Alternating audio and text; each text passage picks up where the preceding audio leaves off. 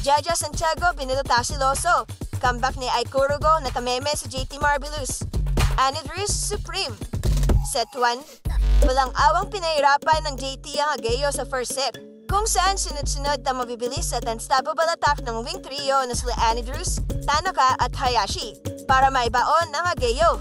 Hindi naman nakaporma sa set na ito ang bagong recruit ng Ageo na si Ikurugo sa opposite side nang putu-putuin lang ang mga palo nito ni Hayashi at ng libero.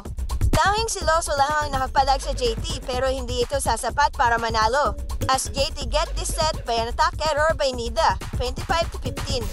Sa set 2, medyo nanahimik sa unang bahagi ng set ang team captain na si Tanaka. Sumabay naman dito ang magandang blockings ng Ageo lalong-lalo na kay Jaja Santiago. Kaya naman naging dikit lang ang score ng dalawa, pero nakalamang ang JT na magka-error sa attack si Loso at si Ikurugo, 17-12. Uminit naman si Jaja at pinawian ng early blocking sa kanya ng Ageo at pinamanas ito ang mga quick attack sa gitna. Nakaganti na rin ito ng isang monster block kay Loso kung saan butata ang kanyang former teammates. Ito nga isa sa mga highlights sa game, ang butataan ni Loso at ni Jaja. Kumakapit pa ang Ageo sa set na ito dahil sa mga atake ni Meguro. Pero endgame na para sa JT ng mga pasok sa frontline si Anidrus at si Jaja Santiago.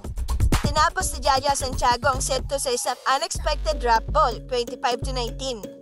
Set 3, naging dikdikan ng set na ito nang makakuha ng momentum ang Ageo. JT naman na nagkaroon ng hot-top errors lalong-lalo na kay Anidrus. For the first time in this match, nakakuha ng first lead ang Ageo, 8-9, dahil sa kulam na hatid ng off-the-bench middle blocker na si Gonda. Pero hindi naman pumayag ang team captain na si Tanaka at pumawi sa set na ito, matapos ang malamyang set 2 performance. Ulit-ulit namang makakascore si Loso laban kay Jaja at Anidrus. Target nito ang zone 1 ng court ng JT. Hanggang dulo, walang iwanan ng dalawang team, 20-0. Pero dito nakakuha ng kulam ang JT sa time ni sub ng kanilang service specialist, 21-20. Pag endgame talaga ang lakas ni Anidrus. Siya talaga ang number 1 panapos ng JT, 25-22.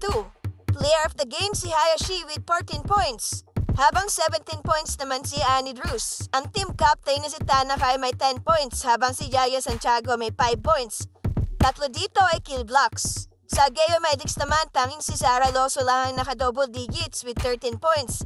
At si Ikurugo naman ay may 3 points lamang. Ang susunod na laban ay kay Gia Morado. Abangan niyan sa ating channel.